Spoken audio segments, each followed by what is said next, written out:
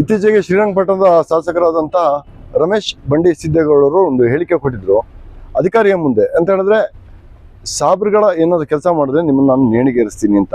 ಇದು ವ್ಯಾಪಕವಾಗಿ ಚರ್ಚೆ ಆಗಿದೆ. ಇದರ ಬಗ್ಗೆ ಜನಾಕ್ರೋಶ ವ್ಯಕ್ತಪಡ್ತಾ ಇದೆ. ಪ್ರತಿಭಟನೆಗಳು ಕರ್ನಾಟಕ ರಾಜ್ಯದಾದ್ಯಂತ ನಡೀತಾ ಇದೆ. ಬಂಡಿ ಸಿದ್ದೇಗೌಡರ ಏನು ಹೇಳಿಕೆ ಇದೆ, ಸಾಬ್ರ ಕೆಲಸ ಮಾಡಿಕೊಟ್ರೆ ನಿಮ್ಮ ನೇಣಿಗೇರಿಸ್ತೀನಿ ಅನ್ನುವಂಥ ಒಂದು ಹೇಳಿಕೆ ಏನಿದೆ, ಇದರ ಬಗ್ಗೆ ನಾವು ಮೂಡಿಗೆರೆಯ ಜನಾಭಿಪ್ರಾಯವನ್ನ ಸಂಗ್ರಹಿಸ್ತಾ ಇದ್ವಿ. ಮುಸಲ್ಮಾನರಿಗೆ ಇಷ್ಟು ಕೆಟ್ಟ ಪರಿಸ್ಥಿತಿ ಬರ್ತಂತ ಹೇಳಕ್ಕಾಗಿಲ್ಲ. ಯಾಕಂದ್ರೆ ಕಾಂಗ್ರೆಸ್ ಪಕ್ಷನ 92% ಗೆಲ್ಸಿರೋದೇ ನಾವು. ಅದರಲ್ಲಿ ಇಂಥ ಮನಸ್ಥಿತಿ ಇಟ್ಕೊಂಡು ಇವರು ಮುಸಲ್ಮಾನರಿಗೆ ಜಾಗ ಸಿಗಬಾರ್ದು, ನೇಣಗೆ ಹಾಕ್ತೀನಿ ಅಂತ ಅನ್ನೋರಿಗೆ ಫಸ್ಟು ನಮ್ಮ ಕಾಂಗ್ರೆಸ್ ಪಕ್ಷದಿಂದ ತೆಗಿಬೇಕು. ಬಿಜೆಪಿಯವ್ರು ಬಿಡಿ ಹೇಳೋದು, ಅವ್ರು ಬಂಡವಾಳ ಮಾಡ್ಕೊಳ್ತಿದ್ದಾರೆ. ಕಾಂಗ್ರೆಸ್ ಅವರು ಈ ಥರ ಮಾಡಿಕೊಂಡು ಬ್ಯಾಕ್ಗ್ರೌಂಡ್ ಹೊಡಿತಿದ್ದಾರೆ. ಈಗ ಗ್ಯಾರಂಟಿ, ಆ ಗ್ಯಾರಂಟಿ, ಈ ಗ್ಯಾರಂಟಿ ಅಂತ ಹೇಳಿ ಈಗ ಏನು ಮುಸಲ್ಮಾನರಿಗೆ ಜಾಗ ಸಿಕ್ಕಿದೆ ಅದನ್ನ ಏನು ಕಾನೂನು ರೀತಿಯಾಗಿ ಕ್ರಮ ತಗೊಳ್ಳಿ. ಅದು ಬಿಟ್ಟು ನಾವು ನೇಣಿಗೆ ಹಾಕ್ತೀನಿ, ಗಲ್ಲು ಹಾಕ್ತೀನಿ ಅನ್ನೋದು ಕೆಟ್ಟ ಅಭಿಪ್ರಾಯ. ನೆಕ್ಸ್ಟ್ ಮುಂದಿನ ದಿನಗಳಲ್ಲಿ ಈ ಥರ ನಡೆದ್ರೆ ಕಾಂಗ್ರೆಸ್ ಪಕ್ಷಕ್ಕೆ ಮುಸಲ್ಮಾನರು ಎಲ್ಲರೂ ರಾಜೀನಾಮೆ ಕೊಡಬೇಕಾಗುತ್ತೆ. ರಮೇಶ್ ಸಿದ್ದೇಗೌಡ MLA ಆಗ್ಲಿಕ್ಕೆ ಕೂಡ ಲಾಯಕ್ಕಿಲ್ಲ. ಸಮುದಾಯದ ಜನರು ಏನು ಭೂಮಿ ಉಳುವಂಥ ಜಾಗಕ್ಕೆ ಹೋಗಿ ತಹಸೀಲ್ದಾರಿಗೆ ಒಂದು ಅರ್ಜಿ ಕೊಟ್ಟಂಥ ಸಂದರ್ಭದಲ್ಲಿ ಸಾಬ್ರುಗಳಿಗೆ ಏನಾದರೂ ನೀವು ಮಾಡಿಕೊಟ್ರೆ ನಿಮ್ಮನ್ನು ನಾನು ನೇಣಿಗೇರಿಸ್ತೀನಿ ಅಂತ ಹೇಳ್ತಾರೆ.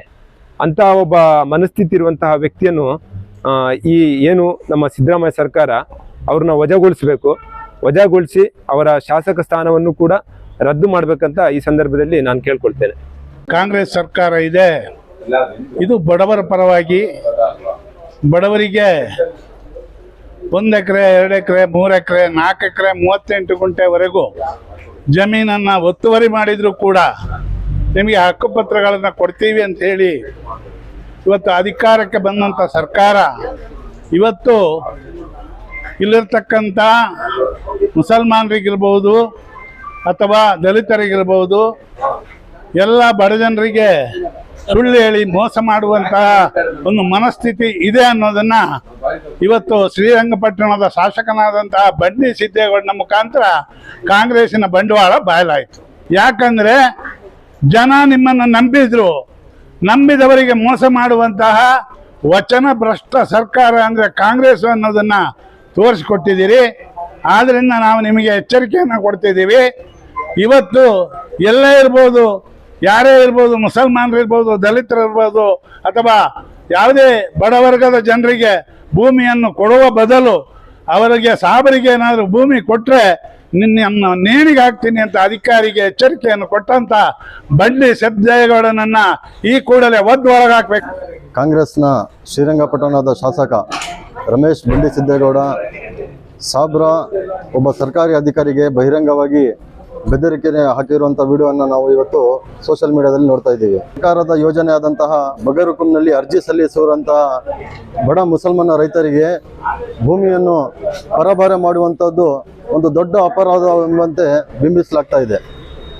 ಅಲ್ಲಿನ ಸರ್ಕಾರಿ ಅಧಿಕಾರಿಯೊಬ್ಬರಿಗೆ ಕರೆದು ಸಾಬ್ರಿಗೆ ಏನು ಮುಸಲ್ಮಾನರು ಅಂತೇಳಿನೂ ಒಂದು ವಾಕ್ಯದಲ್ಲಿ ಒಂದು ಮರ್ಯಾದೆಯಾಗಿ ಒಂದು ಹೇಳಿಕೆಯನ್ನು ಕೊಟ್ಟಿಲ್ಲ. ಸಾಬ್ರು ಏನು ಮುಸಲ್ಮಾನರು ಇವ್ರ ಮನೆ ಅನ್ನ ತಿಂದಿದ್ದಾರೇನೋ ಆ ರೀತಿಯಲ್ಲಿ ಏನು ಮುಸಲ್ಮಾನರಿಗೆ ಇವರು ಸಾಕ್ತಾ ಇದ್ದಾರೆ ಅಂತೇಳಿ ಆ ರೀತಿ ಸಾಬ್ರಿಗೆ ಭೂಮಿ ಕೊಟ್ಟರೆ ನಿನ್ನನ್ನು ನೇಣಿಗೆ ಹಾಕ್ತೀನಿ ಅಂತೇಳಿ ಒಬ್ಬ ಸರ್ಕಾರಿಯ ಅಧಿಕಾರಿಗೆ ಇವರು ಬಹಿರಂಗವಾಗಿ ಕೊಲೆ ಬೆದರಿಕೆಯನ್ನು ಹಾಕ್ತಿದ್ದಾರೆ. ಇಂತಹ ಸಂಘಿ ಮನಸ್ಥಿತಿಯುಳ್ಳ ಶಾಸಕನಿಗೆ ಕಾಂಗ್ರೆಸ್ ಪಕ್ಷ ಹಾಗೂ ಈ ಕರ್ನಾಟಕ ಸರ್ಕಾರವು ಶಾಸಕ ಸ್ಥಾನದಿಂದ ಅನರ್ಹಗೊಳಿಸಿ ವಜಾಗೊಳಿಸಬೇಕು. ಹಾಗೂ ಏನು ಕಾಂಗ್ರೆಸ್ನ ವರಿಷ್ಠರಾದಂತಹ ರಾಹುಲ್ ಗಾಂಧಿ ಅವರು ಮೊಹಬ್ಬತ್ ಕಿ ದುಕಾನ್, ನಾವು ಒಂದು ಕೈಯಲ್ಲಿ ಸಂವಿಧಾನವನ್ನು ಹಿಡಿದು ಗುಜರಾತಲ್ಲಿ ಒಂದು ಹೇಳಿಕೆಯನ್ನು ಕೊಡ್ತಾರೆ, ಕಾಂಗ್ರೆಸ್ ಒಳಗಿರುವಂತಹ ಸಂಘಿ ಮನಸ್ಥಿತಿಯನ್ನು ಹೊರಗಾಗ್ತೇವೆ ಅಂತೇಳಿ. ಈಗ ನಾವು ನೋಡಬೇಕು, ಈ ಕರ್ನಾಟಕ ರಾಜ್ಯದ KPCC ಅಧ್ಯಕ್ಷರು ಹಾಗೂ ಕರ್ನಾಟಕದ ಮುಖ್ಯಮಂತ್ರಿಗಳು ಇಲ್ಲಿನ ಈ ಶಾಸಕ ಏನು ಮುಸಲ್ಮಾನರ ವಿರುದ್ಧ ದ್ವೇಷ ಕರ್ತಿದ್ದಾರೆ, ಇವ್ರನ್ನ ಈಗ ಹೊರಗಾಗ್ತಾರ ಏನು ಅಂತೇಳಿ ನಾವು ನೋಡಬೇಕಾಗಿದೆ.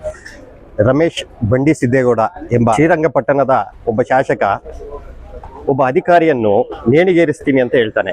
ಶ್ರೀರಂಗಪಟ್ಟಣದ ಇತಿಹಾಸವೇ ಗೊತ್ತಿಲ್ಲದಂತ ಒಬ್ಬ ಶಾಸಕನನ್ನು ಕಾಂಗ್ರೆಸ್ನಿಂದ ಆಯ್ಕೆ ಮಾಡಿದ್ದಾರೆ ಅಂದ್ರೆ ಅವನಂತ ಮುಟ್ಟಾಳರು ಹಾಗೂ ಆಯ್ಕೆ ಮಾಡಿದಂತಹ ಇದೇ ಸಾಬರುಗಳ ಬಗ್ಗೆ ಮಾತಾಡುವಂತ ಒಬ್ಬ ಮುಟ್ಟಾಳ ಶಾಸಕ ಎಂದ್ರೆ ರಮೇಶ್ ಬಂಡಿ ಸಿದ್ದೇಗೌಡ. ಏಕೆಂದರೆ ಶ್ರೀರಂಗಪಟ್ಟಣ ಎನ್ನುವುದು ಟಿಪ್ಪುವಿನ ಸ್ಥಳ, ಟಿಪ್ಪು ಮಡಿದಂಥ ಸ್ಥಳ ಹಾಗೂ ಟಿಪ್ಪುವಿಗೆ ಮೋಸ ಮಾಡಿದಂಥ ಪೂರ್ಣಯ್ಯನಂತವರು ಈಗ ಇರುವ ಸ್ಥಳದಲ್ಲಿ ಇವನು ಒಬ್ಬ ಬಂಡಿ ಸಿದ್ದೇಗೌಡ ಅಂತವನು ಒಬ್ಬ ಪೂರ್ಣಯ್ಯನ ಒಬ್ಬ ವಂಶಸ್ಥನಾಗಿರ್ಬೋದು.